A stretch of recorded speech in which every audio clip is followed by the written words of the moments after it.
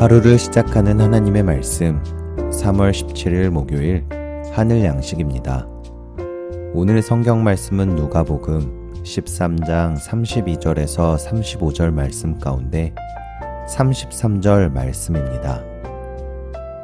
그러나 오늘과 내일과 모레는 내가 갈 길을 가야 하리니 선지자가 예루살렘 밖에서는 죽는 법이 없느니라. 아멘.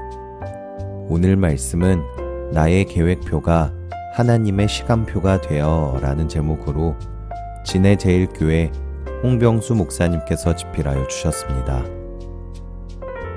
우리는 크든 작든 계획을 세워 살아갑니다. 하루의 계획부터 일주일, 한 달, 1년, 더 나아가 평생을 구상하기도 합니다. 그런데 구상한 대로 계획이 다 이루어지는 것은 아닙니다. 살다 보면 여러 장애물들을 만나게 되기 때문입니다. 오늘 본문에는 몇몇 바리새인들이 갑자기 예수님을 찾아와 헤롯이 예수님을 죽이려고 하니 예루살렘을 떠나라고 조언하는 내용이 나옵니다. 바리새인들은 예수님을 위하는 척 말했지만 이는 사실 예수님의 계획을 중단시키려는 간교한 술책이었습니다.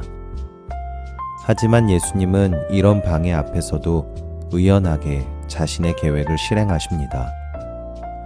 여기서 예수님의 진면목을 볼 수 있습니다.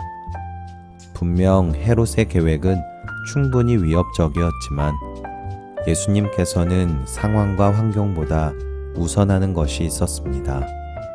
바로 삶의 목적, 즉 사명이었습니다. 사명을 이루기 위해서라면 어떤 장애물과 위협도 문제가 되지 않았습니다. 이렇게 사람의 진면목은 위기 때 드러납니다.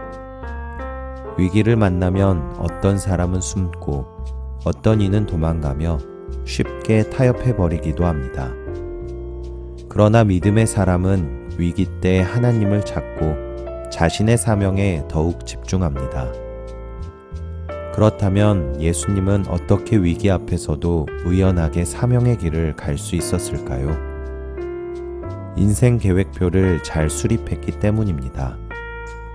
그러나 오늘도 내일도 그 다음 날도 나는 내 길을 가야 하겠다.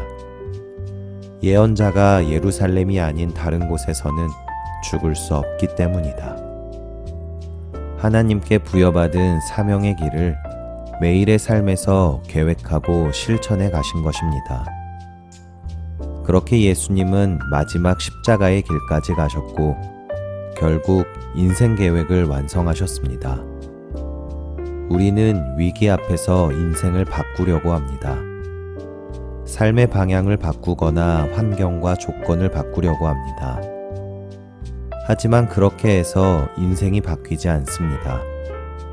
오히려 인생에서 사명을 찾고 사명을 이루는 것이 바른 인생길입니다. 위기를 극복하는 힘은 사명에 있기 때문입니다.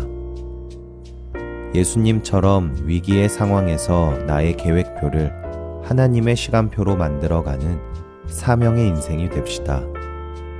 오늘도 내일도 모레도 하나님의 시간표대로 살아갑시다.